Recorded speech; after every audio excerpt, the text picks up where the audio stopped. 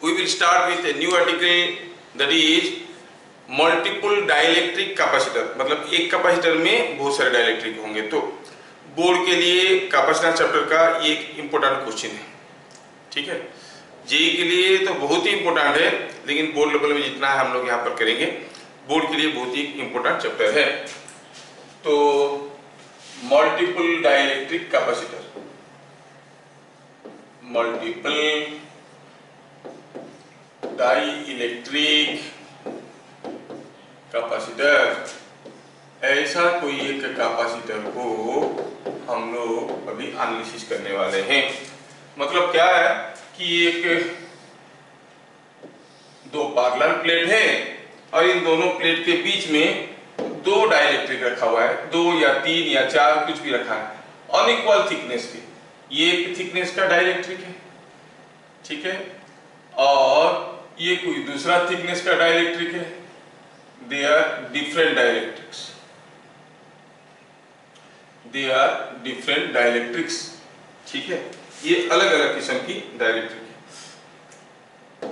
अगर हम देखेंगे हाउ आर द डाइलेक्ट्रिक्स, तो इसमें ये एक किस्म का डाइलेक्ट्रिक हो गया, ये दूसरा किस्म का डाइलेक्ट्रिक हो गया। अब दोनों का थिकनेस अलग अलग है।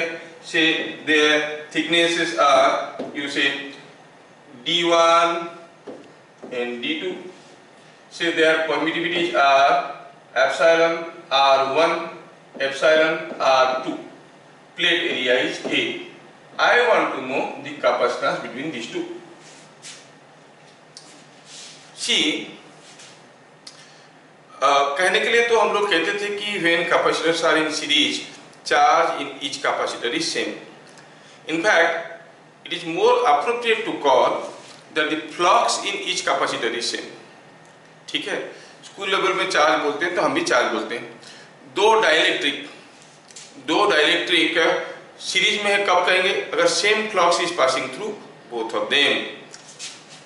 क्योंकि अगर दो कैपेसिटर है, बड़े प्लेट वाले, एक छोटे प्लेट वाले सीरीज में है, तो दोनों में तो बराबर चार्ज है, लेकिन यहां से जितना फ्लक्स निकल के जा रहा है, कितना? Q by epsilon, यहां से भी तो उतने ही फ्लक्स जा रहा है। सो यू से कि दे आर इन सीरीज। तो दो डाइलेक्ट्रिक को सीरीज में हम कब कहते हैं? When same amount of flux is passing through both of them, ठीक है। कीपिंग दैट इन माइंड, अगर हमें इसका कैपेसिटेंस चाहिए तो हम देखेंगे इसमें अगर हम कोई चार्ज देते हैं, ये सरफेस पे कोई चार्ज देते हैं Q, तो ऑब्वियसली यहाँ पर चार्ज होगा -Q, और जितना फ्लक्स इसके अंदर से जाएगा सेम फ्लक्स इसके अंदर से भी जा रहा है। That means the flux passing through both of these dielectrics are same. तो हम कहेंगे ये दोनों डाइलेक्ट्रिक का कुछ कैपेसिटी है। Capacitance is the property of a dielectric, not a conductor. तो इसका कुछ कैपेसिटेंस, इसका कुछ कैपेसिटेंस है, सेम फ्लक्स पास कर रहा है, तो हम कहेंगे they are in series. तो क्या लिखेंगे? As shown in figure,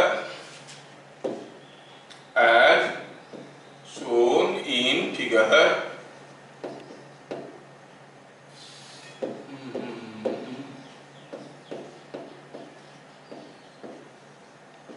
as same flux passes through each dielectric,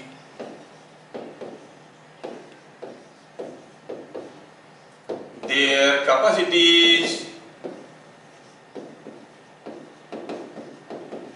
are in series. ठीक है, ये हमें समझ में आ गया। तो अगर इनके कैपेसिटी सीरीज में है तो हम कह सकते हैं कि it is combination, series combination of two capacitors. It is series combination of two capacitors. हम इसको लेके कैसे ड्रॉ कर सकते हैं? We can say this can be equivalently drawn as series combination of two capacitors.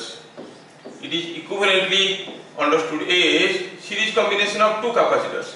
Say it is C1, this is C2, है ना। हम कह सकते हैं कि these two dielectrics are as good as series combination of two capacitors. C1, capacity of first dielectric का capacity अगर ये है तो कितना होगा, A epsilon 0 epsilon R1 bye D1, जितना थिकनेस है। अच्छा, similarly C2 is capacity of second, तो कितना हो जाएगा, it will be A, area is looking to be same for both of them, epsilon 0 epsilon R2 by D2। Board वाले थोड़ा इसको बड़े ध्यान से देख लो, बड़ा इंपॉर्टेंट चीज है। तो आप देख रहे हैं कि C1 and C2 are in series. हमें अगर इफेक्टिव कैपेसिटेंस चाहिए, नेट कैपेसिटेंस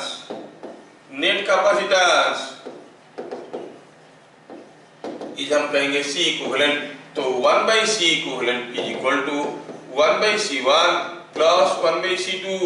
चलिए थोड़ा इनका वैल्यूज डालते हैं। ये था A epsilon 0 epsilon R1 bye D1 गया ऊपर, ये D2 bye A epsilon 0 epsilon R2।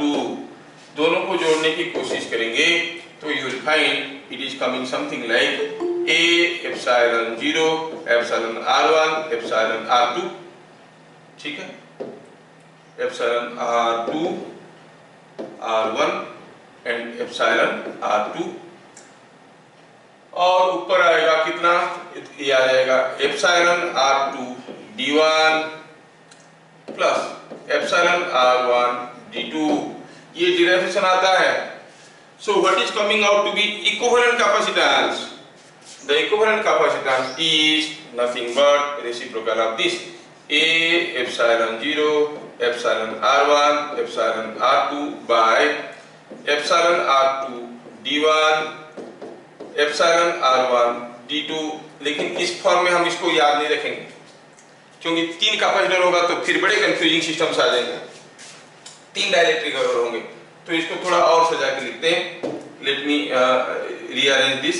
तो हम कहेंगे कि एप्सिलॉन R2 था, तो ये एप्सिलॉन R1 एप्सिलॉन R2 ये जो प्रोडक्ट है इसको लाके नीचे डिवाइड कर दो, क्या मिलेगा, it will be coming A epsilon 0, नीचे डिवाइड किए क्या, ये पूरा चीज को लाके नीचे डिवाइड किए तो एप्सिलॉन R2 कैंसिल हो गया, रह गया epsilon R1। So you will say it is D1 by epsilon R1 plus D2 by epsilon R2। अब ये कुछ प्रेडिक्टेबल फॉर्म में आ रहा है, मतलब और भी डाइलेक्ट्रिक होते तो हम जोड़ने लगते D3 by epsilon R3, D4 by epsilon R4 and so on. Is that clear? क्या यहां तक की चीजें समझ में आया?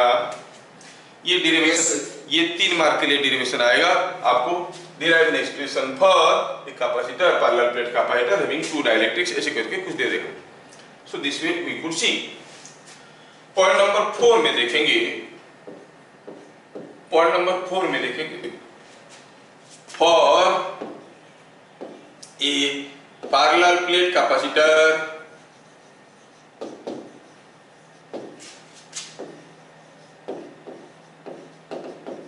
with a number of dielectrics inserted parallel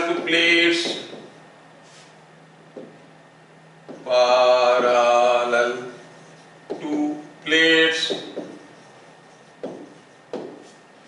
C equivalent कितना हो जाएगा? क्या मुझे आप बता सकते हो क्या होगा formula? A epsilon 0 divided by D1 by epsilon R1 D2 by epsilon R2 D3 by epsilon R3 and so on. ठीक है, ऐसे करके आपको निकालना पड़ेगा। तो यहाँ पर स्कूल लेवल की चीजें जरूरत खत्म हो जाते हैं, लेकिन कभी कभार CBSE वाले और एक स्टेप आगे पूछ लेते हैं। क्या पूछ लेते हैं? Let us number 5। हमारे पास 2 कैपेसिटर है, आई मीन 2 डाइलेक्ट्रिक है ना। ये हुआ एक डाइलेक्ट्रिक, ये हुआ दूसरा डाइलेक्ट्रिक, ठीक है ना। दो डाइलेक्ट्रिक है और हमारे पास क्या है, हमारे पास दो पैरेलल प्लेट्स है। This is what is second dielectric. और जो तो हमारे पास दो पैरेलल प्लेट है वो कुछ ऐसे हैं। ये एक पैरेलल प्लेट है, ठीक है, थोड़ा मोटा कर देता हूं so that I can show you clearly how it is being done. ठीक है, ये एक पैरेलल प्लेट है, इधर भी एक पैरेलल प्लेट है, यस, ये दूसरा पैरेलल प्लेट है।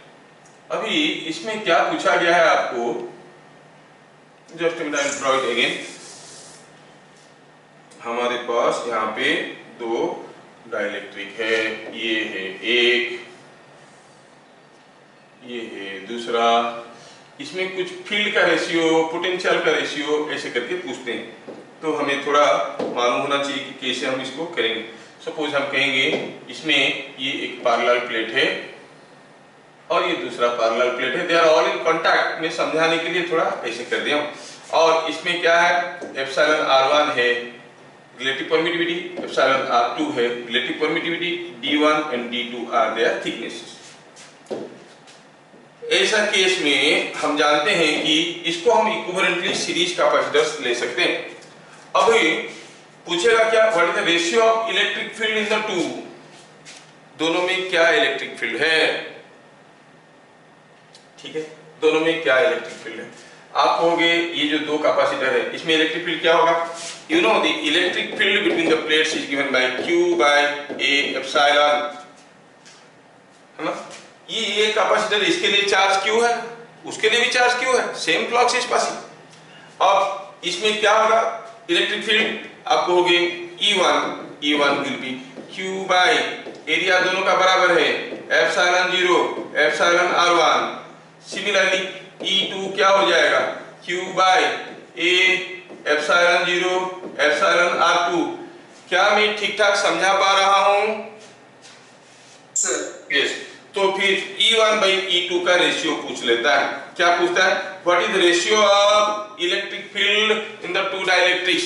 सीबीएसई वाले कभी कभार पूछ लेते हैं, तो हम क्या कहेंगे, रेशियो करो, दिस बाई दिस करेंगे तो क्या हो जाएगा, epsilon r2 by epsilon r1। तो ये चीजें आपको याद रखना पड़ेगा, ये बहुत इंपॉर्टेंट है। So when there are two dielectrics like this, or you can say E1 into epsilon r1 is equal to E2 into epsilon r2, ऐसे करके भी आपको याद रख सकते हो आप। E1 into epsilon r1 is equal to E2 into epsilon r2 is equal to E3 into epsilon r3 and so on. If there are number of dielectrics, तो आप product of E and epsilon will be same for all dielectric। ये आता है एक important चीज। दूसरा important चीज आता है इसमें, what is the potential ratio? What is the ratio of potential difference? अब देखो तो अगर हम निकालेंगे potential difference, कैसे निकालेंगे, I'll go for the next page। ठीक है, ये नंबर 6 है। V1 is PD across first dielectric। क्या हो गया, PD across first dielectric is nothing but E1 into D1 work done against electric field। First dielectric का थिकनेस कितना था, इट वाज D1। अब यहां से यहां तक आओगे, क्या पोटेंशियल डिफरेंस मिलेगा, ये दोनों पॉइंट में आपको, ये दोनों पॉइंट में आपको पोटेंशियल डिफरेंस मिलेगा कितना, E1 into D1, है ना। तो that way how much was E1, तो अभी भी देख लिए। V2 क्या था, PD across second dielectric. Second dielectric में क्या पोटेंशियल डिफरेंस है, क्या है, E2 D2। तो याद रखो what is the ratio of potential drops across them, दोनों में पोटेंशियल ड्रॉप का रेशियो क्या होगा, ठीक है। पोटेंशियल ड्रॉप का रेशियो क्या हो जाएगा, फिर हम कहेंगे E1 D1 bye E2 D2। लेकिन अभी थोड़ी देर पहले तो हम लोग देखे what was E1 by E2, it was epsilon r2 by epsilon r1। तो वैल्यू अगर डाल देते हैं, it is coming epsilon r2 d1 by epsilon r1 d2। क्या समझ में आ रहा है? ये दो चीज को सीबीएसई वाले कभी कभार पूछ रहे हैं, जेई वाले तो पूछते रहते हैं, सीबीएसई वाले कभी कभार थोड़ा मस्ती करने के लिए बच्चों के साथ पूछ लेते हैं। तो बच्चे बोलते हैं बड़ा डिफिकल्ट क्वेश्चन आया था, कुछ नहीं है, सिंपल है। ठीक है, चलिए एक क्वेश्चन करते हैं, let us have one question. और मैं चाहूंगा कि आप लोग इस फॉर्मूले को कम से कम नोट कर लो ताकि आप क्वेश्चन को सॉल्व कर पाओगे। ये है formula when there are two dielectrics, A epsilon 0 by D1 by epsilon R1 plus D2 by epsilon R2। ये था हमारा फॉर्मूला। फॉर्मूला आपने याद कर लिया। अब हम जा रहे हैं क्वेश्चन पे। क्वेश्चन क्या है? A parallel plate air capacitor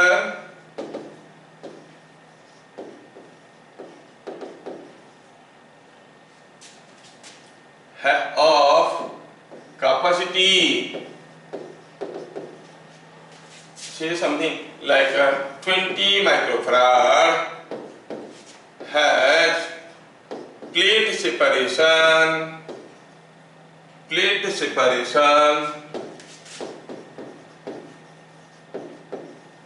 say कुछ like 6 millimeter।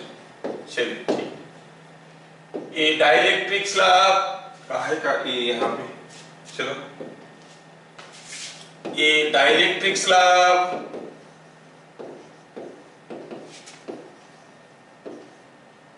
within bracket epsilon r is equal to 4 and thickness 2 millimeter was inserted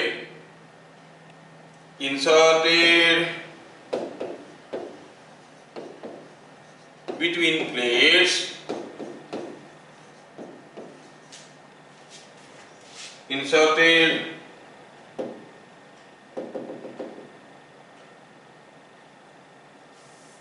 parallel to plates ठीक है। Find new capacitance. बड़ा सिंपल है ये क्वेश्चन। इंटरेस्टिंगली यहां पर हमारे पास एक पैरेलल प्लेट कैपेसिटर था जिसका गैप था 6 मिलीमीटर। अगले फेज में उसी कैपेसिटर के अंदर हम एक डाइलेक्ट्रिक स्लैब डाल दिए। कहां पर डाले? प्लेट के पास की, प्लेट से दूर की, बीच में, कहां पे, कोई फर्क नहीं पड़ता, कहीं भी डाले। wherever you insert it's not going to affect because they are all in series। जब सीरीज में है, कोई आगे है कोई पीछे, कोई फर्क पड़ता है? कुछ फर्क नहीं पड़ता। पूछा है इसमें दिया है कैपेसिटेंस कितना था आपका 20 माइक्रोफैराड। पूछा है इसमें कैपेसिटेंस कितना होगा। स्पेसिंग तो वही है 6 मिलीमीटर वाला, लेकिन अभी डाइलेक्ट्रिक आ गया है 2 मिलीमीटर का। क्या आप लोग इसके आंसर बनाने की कोशिश करना चाहोगे? पक्का आप लोग ट्राई करोगे और आंसर बताओगे। आपके सामने वो फॉर्मूला में लिख देता हूं जिसको मैं बाद में मिटा दूंगा। C equivalent is equal to A epsilon 0 by D1 by epsilon R1 D2 by epsilon R2। ये फॉर्मूला आपके सामने है, आप इसको कंप्लीट करो। You can do. दिमाग पर जोर डाल। अब मैं करता हूं, आप अपना आंसर को मैच करिए, सही हुआ कि गलत हुआ। एक पैरेलल प्लेट कैपेसिटर था, प्लेट एरिया कितना मालूम नहीं, स्पेसिंग है 6 millimetre. Parallel plate air capacitor था, हाँ ये एयर कैपेसिटर था, मतलब दो प्लेट के बीच में हवा ही हवा। ठीक है। अब इसका मतलब A epsilon 0 by D is the capacity and that is equal to 20 microfarad दिया है ना, तो 20 माइक्रोफैराड। ठीक है, तो A एप्सिलॉन 0 का वैल्यू क्या हो गया? A एप्सिलॉन 0 का वैल्यू हो गया 20 माइक्रोफैराड इंटू D। ऐसे करके कर सकते हैं, but leave it for the timing, let us see later. अभी देखेंगे what is the equivalent capacitance in the second case. It is A epsilon 0 by D1 by epsilon R1 D2 by epsilon R2। अब हमारे पास दो dielectric है, sir आप तो एक ही डायरेक्ट्रिक डाले थे, दो कैसे हो गया? अरे दो हो गया, क्योंकि एयर भी तो एक डायरेक्ट्रिक है, दिस इज एयर। एक डायरेक्ट्रिक डाले और पहले से हवा था। अच्छा जो डाले उसका थिकनेस कितना था? 2 मिलीमीटर। रिलेटिव परमिटिविटी कितना था? 4। तो इट इज ए एप्सिलॉन 0 2/4। सबको मिलीमीटर और माइक्रोफैराड में रख रहा हूं, क्योंकि इधर भी तो वही हाल था, मिलीमीटर और माइक्रोफैराड में, तो ऑटोमेटिकली सारे कट जाएंगे। प्लस D2 कितना है? अगर ये 2 मिलीमीटर खा गया तो बाकी की जगह कितना है? पूरा 6 मिलीमीटर था, it is 6 - 2 that is 4 millimetre. और एयर के लिए एप्सिलॉन r का वैल्यू क्या है? It is 1। The epsilon r value for air is 1। अभी हमें सिंप्लीफाई करना है। अच्छा a एप्सिलॉन 0 की जगह हम क्या लिख सकते हैं? We can write here a epsilon 0 is equal to 20 × 6। 20 × 6। क्यों? क्योंकि ये दिया था इसमें जो थिकनेस है वो 6 मिलीमीटर है, माइक्रोफैराड × मिलीमीटर। अब a एप्सिलॉन 0 की जगह क्या लिख सकते हैं? 20 × 6। ये सब भी तो मिलीमीटर में है, इसलिए मिलीमीटर को चेंज नहीं किया, a एप्सिलॉन 0 की जगह लिख दिए 20 × 6। देखो मैं कैसे सॉल्व कर रहा हूं। 20 × 6 लिख दिया और नीचे आ गया ये आ गया 1/2 और ये हो गया 4। 4 + 1/2 इज 4.5। 120/4.5 इज 240/9। 240/9 माइक्रोफैराड। क्या आप लोगों का भी वही आंसर आया था? Yes sir. Yes, 240/9 microfarad. और ये क्वेश्चन बहुत ही कॉमन क्वेश्चन है, सारा बुक में मिलेगा आपको और बोर्ड एग्जाम में भी काफी बार आ चुका है। मतलब डाटा अलग रहेंगे, क्वेश्चन ऐसे ही रहेगा, ठीक है। और इसमें बहुत ज्यादा वैरायटी के क्वेश्चंस नहीं, तो डायरेक्ट फॉर्मूला बेसिस में होता है, इसलिए आप फॉर्मूला डाल के इसको कर पाओगे, ठीक है। चलिए अब हम आगे बढ़ेंगे नेक्स्ट आर्टिकल को। ठीक, एक छोटा सा आर्टिकल है कॉन्सेंट्रिक स्फेरिकल कैपेसिटर। बोर्ड में रिड्यूस सिलेबस की तहत इसको काट दिया था, दैट विल टेक 5 मिनट, तो इसको खत्म कर देते हैं। बाई चांस क्या मालूम कभी जरूरत पड़ जाएगा, तो थोड़ा सा देख लेते हैं। Concentric spherical capacitor,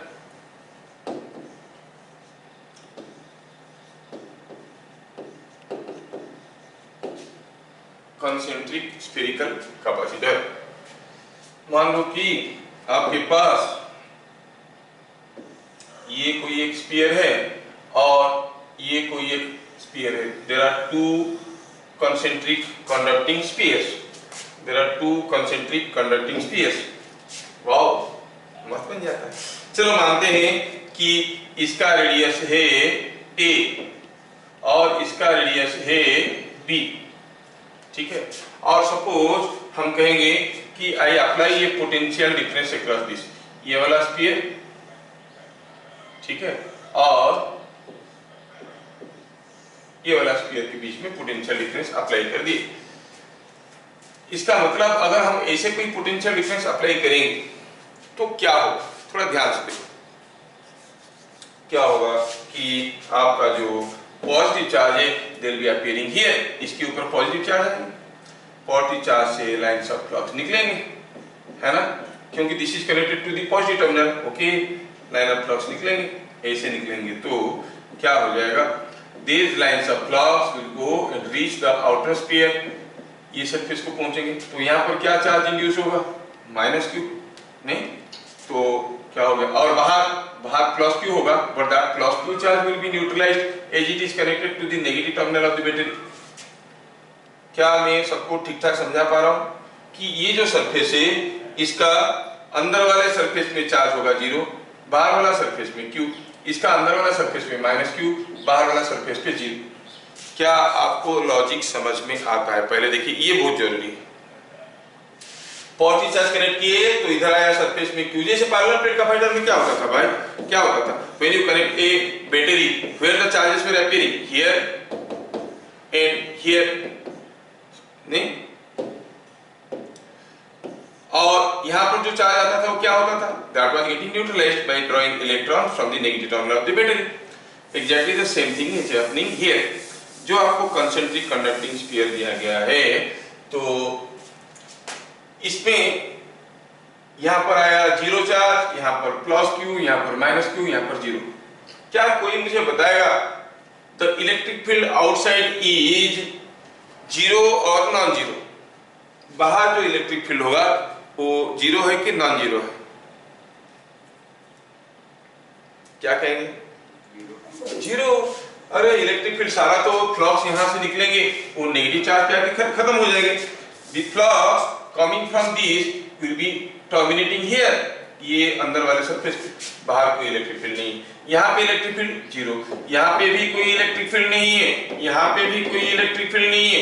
electric field is existing only in this region, ये रीजन में ही इलेक्ट्रिक फील्ड है व्हिच इज नॉट जीरो। अब ये रीजन में जो डाइलेक्ट्रिक होगा that is exposed to external electric field, so that will exhibit capacitance effect। समझ में आया? तो क्या लिखेंगे इसमें? इसमें ऐसे लिखेंगे हम लोग, as shown in figure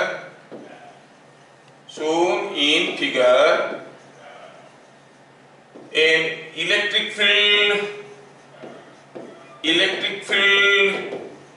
exists only between the space, only in the space between the two concentric conducting spheres।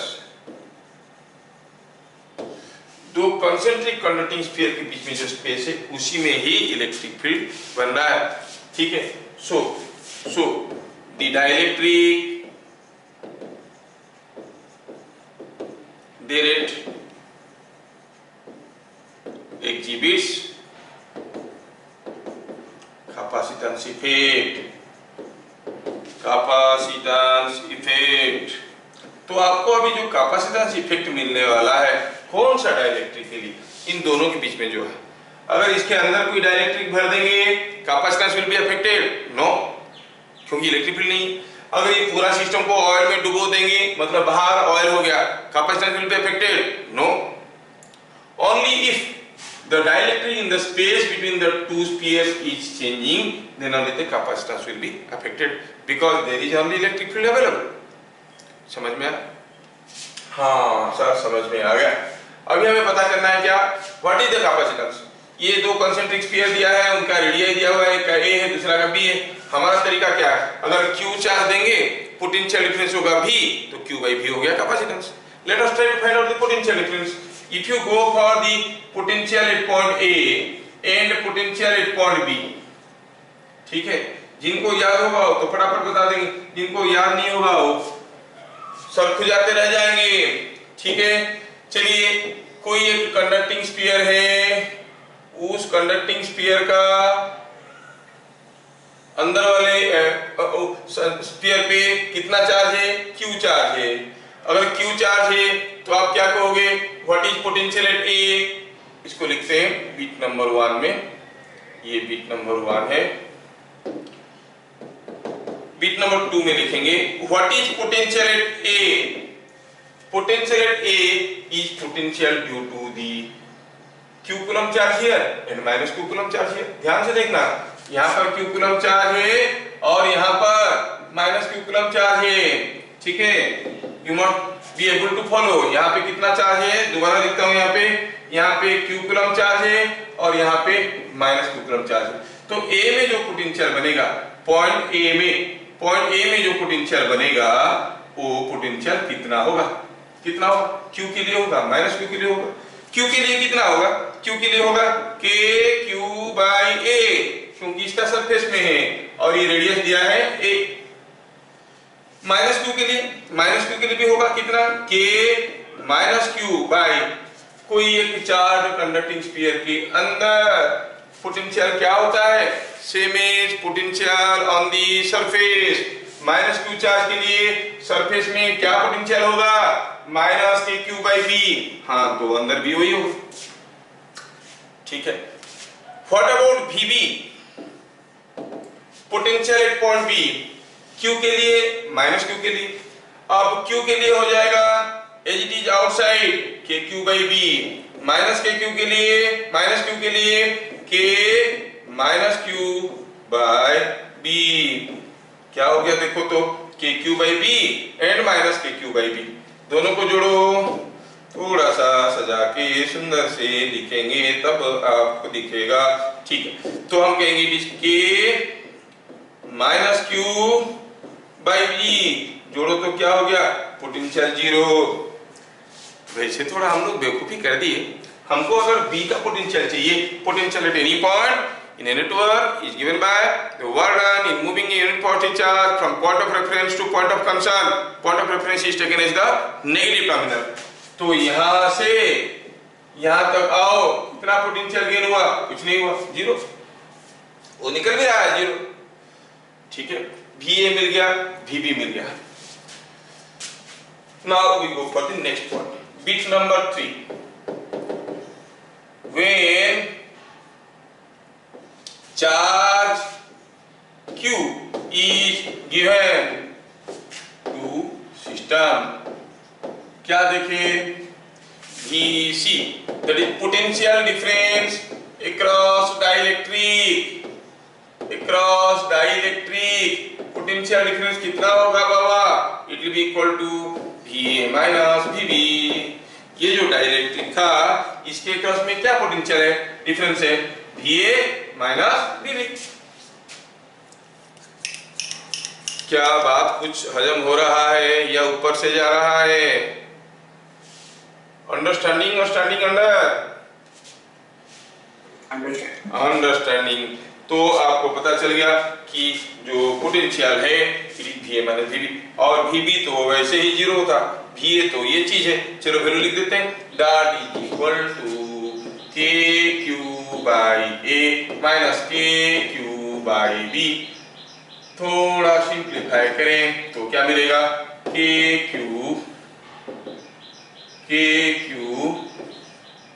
Into 1 by A minus 1 by B, ऐसे करके रखो। So what is the capacitance, capacitance का क्या formula था, it is charge supplied and potential difference developed. तो Q by this करेंगे तो क्या मिलेगा, देखो Q बाई दिस करेंगे तो कट जाएगा ये, Q बाय के क्यू, और इसको थोड़ा सिंप्लीफाई करके लिखता हूँ, B minus A by A B, ठीक है, ऐसे लिखो। तो Q Q कैंसिल हो गया, क्या मिल गया, ए बी बाय, और K का वैल्यू क्या है, K you know, K is 1 by 4 pi epsilon. K का वैल्यू आपको मालूम है कि it is 1 by 4 pi epsilon. तो ये 1 बाय 4 पाई एप्सिलॉन तो ऊपर गया 4 pi epsilon, 4 pi epsilon A B by B minus A, this is the capacitance, 4 pi epsilon A B by B minus A. समझ में आया क्या? और अगर हम कहेंगे कि ये सिंगल आइसोलेटेड स्फीयर है, जो हम लोग पहले भी कर चुके हैं, सिंगल आइसोलेटेड स्फीयर है, उसके चलते जो कैपेसिटेंस बनेगा, मतलब कोई अगर सिंगल स्फीयर है, हम कह सकते हैं ये भी एक कंसेंट्रिक स्फीयर है। आप बोलोगे दूसरा वाला कहाँ है, दूसरा इंफिनिटी पे, बहुत दूर पे, मतलब दूसरे वाले का रेडियस इंफिनिटी है, इसका है a, बताओ कैपेसिटेंस क्या होगा, बात यही हुआ। अगर दूसरा वाला इनफाइनाइट डिस्टेंस में चला गया, it is as good as not there, है ना। तो हम कहेंगे कैपेसिटेंस क्या हो जाएगा, b के जगह इंफिनिटी डाल देंगे, b के जगह अगर इंफिनिटी डाल देंगे, ये क्वांटिटी क्या हो जाएगा, जीरो, दिस के क्यू बाई ए, b सब गायब हो जाएगा, के क्यू बाई ए तो हो जाएगा 4 pi epsilon a, are you getting, it will be 4 pi epsilon a। सो हम लोग पहले भी जो पढ़े वो भी सही है। तो आपको क्या याद रखना है कि फॉर कॉन्सेंट्रिक स्फेरिकल कैपेसिटी, इसको हटा दिया है आपका वो लास्ट ईयर का रिड्यूस सिलेबस में, मैं सोचा थोड़ा सा आर्टिकल है तो चलो बता देते हैं, क्यों मिस करोगे आप कुछ। तो कॉन्सेंट्रिक स्फेरिकल कैपेसिटर का कैपेसिटेंस इज 4πε/b/b-a। और जो लोग इंटेलिजेंट है उनको मालूम होगा, अगर कंसेंट्रिक स्फेरिकल अरेंजमेंट का रेजिस्टेंस पूछा तो क्या आपको याद है क्या था? क्लू क्या था? R C is equal to rho into epsilon. C मिल गया है, आर निकालना है तो it is rho epsilon by C कर दो, आपको क्या रेजिस्टेंस भी मिल जाएगा। ठीक है, खैर अभी मैं आपको बताने के लिए बता दिया, लेकिन स्कूल में ये सब नहीं पूछेंगे, वो आपको ज्यादा तंग नहीं करते, जानते हैं कि ये लोग सब कोरोना बच्चे हैं। कोरोना मतलब घर में बैठ के कुछ भी कोरोना, खाली बैठो, है कि नहीं। चलिए अभी देखते हैं next article, energy stored in capacitor पढ़ेंगे नेक्स्ट आर्टिकल में।